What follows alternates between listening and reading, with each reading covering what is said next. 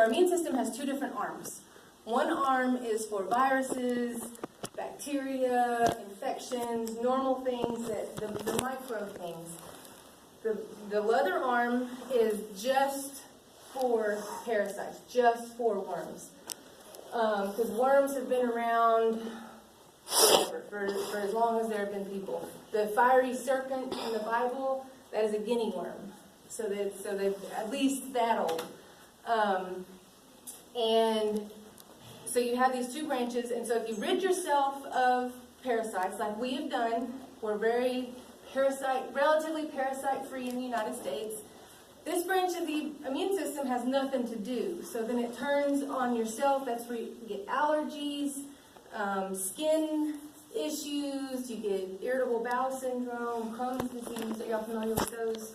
Those are the intestinal, you can't digest food.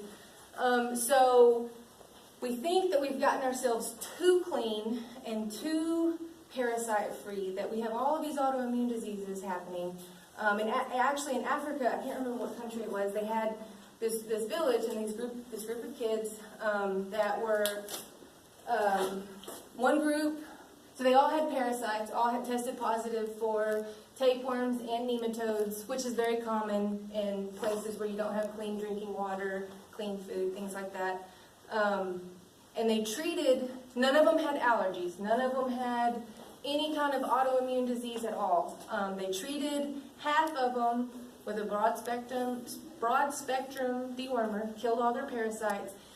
It wasn't probably 2 weeks after treatment that they started developing allergies and more autoimmune diseases versus the kids with internal parasites. So there is a happy medium. You don't want so many parasites that they're stealing your food, they're eating your tissues, stealing your blood, but you don't want so few that you develop all of these allergies and autoimmune diseases. So there is a happy medium.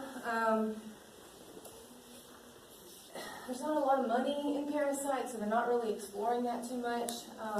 They're kind of looking at bacteria. I don't know if any of y'all read the news, probably not, but the microbiome, have y'all seen that? The bacteria in our bodies, how we interact with them. So parasites are kind of piggybacking on that research. So hopefully we'll be able to find a diagnosis for autoimmune diseases. What you said actually makes a lot of sense.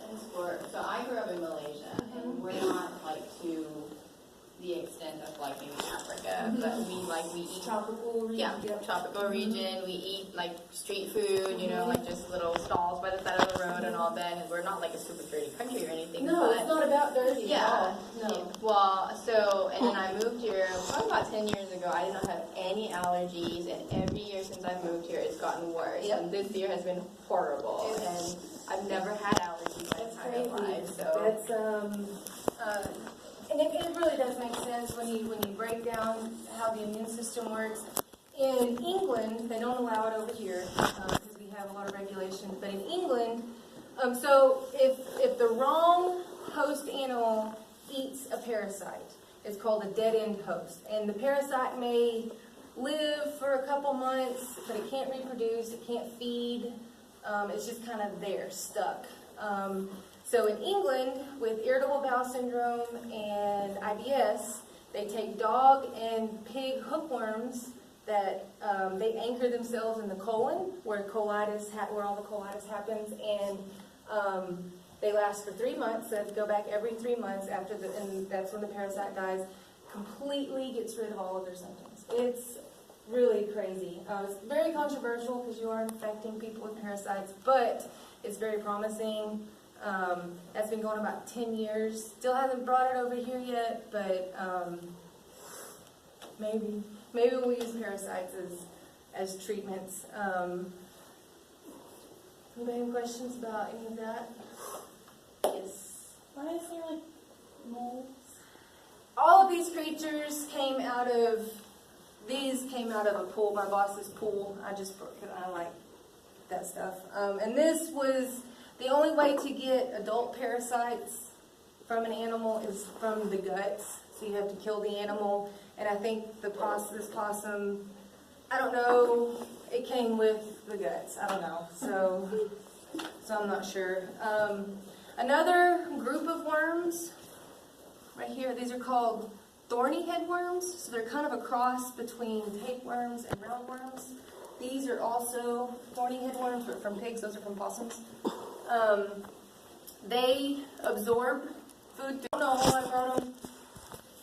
I've never seen one in, like, other than here. And then we have flukes, which is the fourth class. People have blood flukes. I don't know very much about flukes. These are from cattle, and their intermediate host is a snail.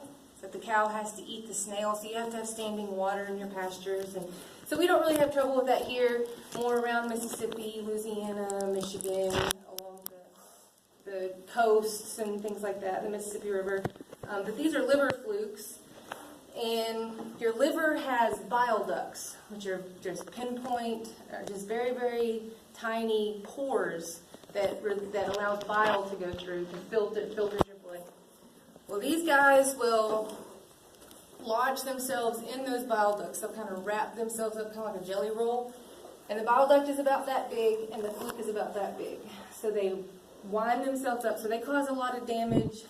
In goats, they migrate in the liver throughout the organ and just turn it into jelly. They just never quit migrating because goats are not a natural host for flukes. So you can get that. Again, I don't know much about flukes. These are horse spots. Anybody have horses? No. Wow. Have you heard of horse spots? No. So this is an external parasite. This is the larval stage of the external parasite. They're little flies. They don't have mouth parts. They do, but they're non-functioning. So they don't feed. So their only purpose in life is to lay their eggs, to perpetuate their species. But they will dart down and lay eggs on the horse's legs and their chest, and they're little yellow. They're called nits. Well, the horse, they're itchy. They're they bother